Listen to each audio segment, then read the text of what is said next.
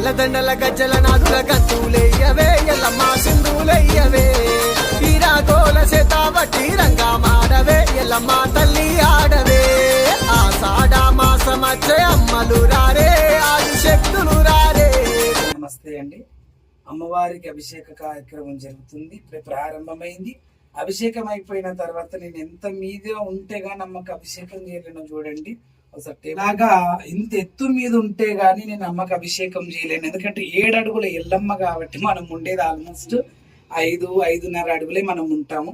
అమ్మవారి 7 అడుగుల పైనే ఉంటది కాబట్టి 7 అడుగుల ఎల్లమ్మ తల్లికి అభిషేకం చేస్తున్నా అందరూ బాగుండాలి, అందరూ మంచిగా ఉండాలి, కాళ్ళు బాగుండాలి, ప్రపంచాలు బాగుండాలి మనస్ఫూర్తిగా అమ్మను కోరుకుంటున్నా. మీ అందరికీ విఘ్నేశ్వర స్వామి అనుగ్రహం ఉండాలి. మీ అందరికీ వినాయక చవితి పండుగ శుభాకాంక్షలు.